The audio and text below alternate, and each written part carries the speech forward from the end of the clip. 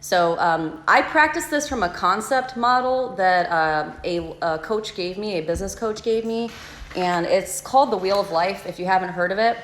So what the Wheel of Life is it looks like this pie chart here, and it has all these different areas of life on it. So you have like spirituality, finances, and things at home, your relationships, all of these wonderful things here. I did this one so this is May 19th, 2019.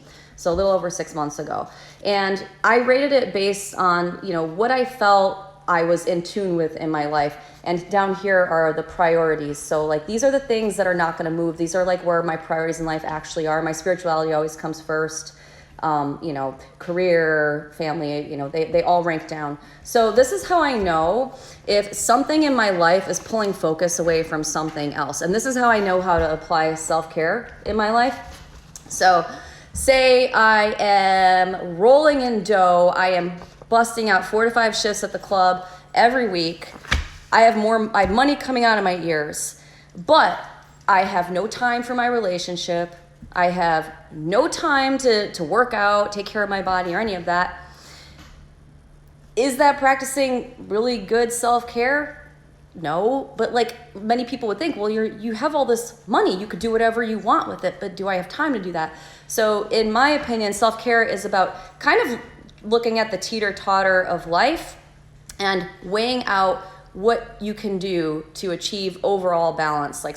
Ideally, this pie chart, everything, I want it to be kind of equal. At some points in my life, I'll have something way over here, and if I look at the rest of the chart, there's always one other thing that is way deficient. And that's when I know that one area of my life is something that I need to put some focus on. So that's what I call my first tip, is the assessment and the action step phase of self-care. So I have to be honest and be like, okay, last summer, I traveled, I worked at several clubs, different cities. I busted my butt, I made a ton of money, but because of the travel, I wasn't really working out as consistently as I wanted to, and my fitness level went below where I'm comfortable with it being. So I had to take an action step, and I had to implement something in my life, at least for that specific goal, every day. Sometimes it's something that you'll do once a month, like give to charity, for example, which helps your spirit feel better.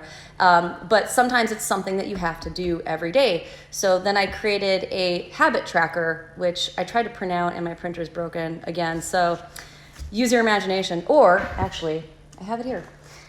So I created a monthly habit tracker, a weekly habit tracker, so that I can be honest with myself when something needs that work, and then I'm gonna make a checklist and check it off every single day. So this is what I made. This is actually a prototype of a journal that I'm making right now.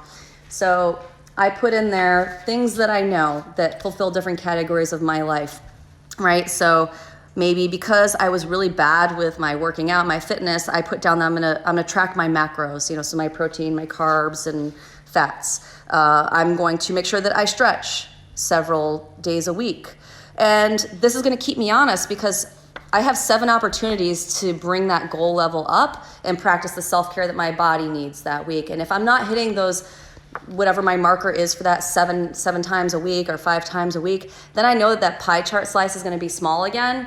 And that's not good self-care. That's how I know I'm out of balance. To me, self-care is all about balance. So assessment, I take an hour or two and be honest and see what fits within that wheel of life. And if it's out of balance, then I say, okay, I'm going to put some more time in the slice of health and fitness. And then I use my actionable steps in my habit tracker sheet every day. I check off what I got done that accomplishes that goal. And that's how I track and assess and take action towards self-care in my life. That's tip number 1. Assess and take action. Tip number 2 is have a pre and post shift ritual.